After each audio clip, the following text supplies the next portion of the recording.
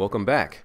And in this presentation, I'm going to discuss what it means to delineate your goals. Now, those of you who have access to the Kelly and Melograno text, this is also covered in depth there, so you can check that resource for more information as well.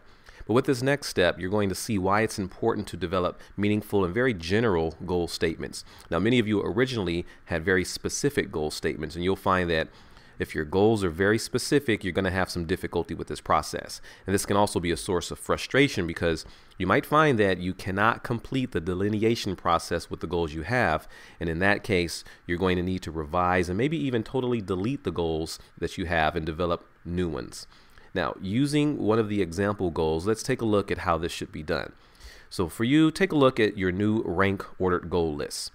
Now you're going to develop specific objectives for each goal. Additionally, addressing how you could assess the learning domains within each one of those goals or objectives.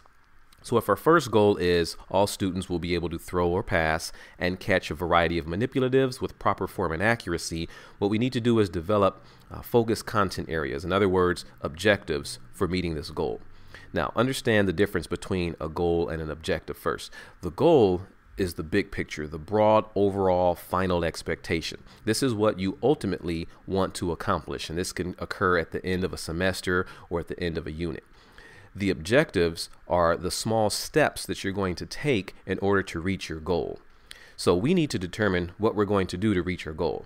And there can be multiple ways to reach it or multiple objectives. Now, taking a look at our first goal, what we want to do is we want students to be able to throw or pass and catch a variety of manipulatives. And we could begin by listing sports, games, or any other activities in which manipulatives are being used. For example, football, baseball, basketball, games like ultimate frisbee, hockey, even soccer, and we can keep going on and on and on. Here is where we will begin to develop our content areas. Now for your assignment, I've limited this to only 3 content areas, but if we had time, we develop much more because there are so many things to cover within each area to help us meet the goal. So we can select 3 of these content areas that we have that we just mentioned to help us meet the goal. So let's choose volleyball, frisbee, and lacrosse. Once again, keeping in mind that in a full curriculum, you'll have all the sports or activities or games listed. So we're just selecting these 3. Now from these 3 areas, we'll continue to delineate these further and develop 3 objectives for each content area. Now, each of these objectives should, number 1, address all the learning domains, and number 2, include a behavior, condition, and criterion. And this step is going to take some time to complete, so be sure that you're patient and you're giving enough attention and time for this to develop it correctly. What we need to do for each objective is to develop an observable, measurable, and accessible objective statement. And that includes the specific behavior, condition, and criterion. And this needs to be done for each learning domain. Generally speaking, although it's a bit more complicated than this realistically, the behavior is identified by what the student will do. The condition generally identifies how or where it will be done, the conditions of the behavior. The criterion identifies how often it will be done or the frequency or level of expectation. So let's do this for one of the learning domains at a time. Focusing on our first content area, volleyball. Remember, we thought of the 3 content areas that we're going to have: volleyball, frisbee, and lacrosse. We're going to focus first on the first one, volleyball, and we'll delineate our goal. We can first list each learning domain beneath this so we're sure that each one of these is going to be addressed. Then we're going to develop our objectives for each learning domain. So we have an objective for the psychomotor, an objective for the cognitive domain, and an objective for the affective domain. So we can say for the psychomotor domain, the student will be able to, which is where we get the TSWBAT, student will be able to perform a proper underhand serve over the net from the back serving line, landing in fair territory at least 3 out of 5 attempts.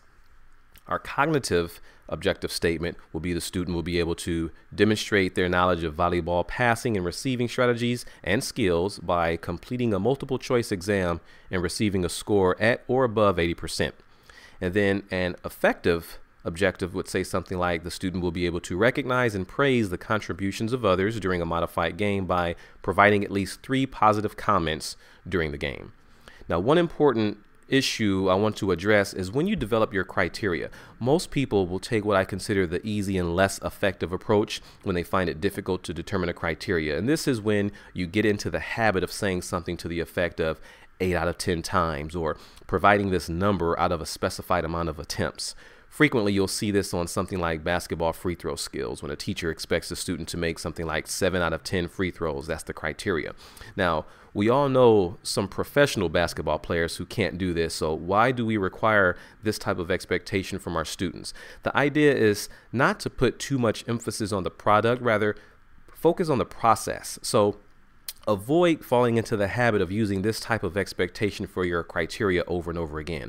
All of your criterion should not be completed this way. And once you're done, you should have something similar to this, though. Effectively organized and formatted to identify each your goal, your content areas, your learning domain, and well-stated objectives. Now, this will take some time to complete, so begin working on this as soon as you can. Work with your group, disseminate the workload evenly, and share your completed list of objectives with the group as well to get some feedback throughout the process. Now, if you still have questions, please do not hesitate to contact me. I've very briefly gone over this and provided one simple example. Don't follow the same example, but follow the format of the example. And that will do it for this presentation. Once again, let me know if you have any issues. Take care, and I'll see you online.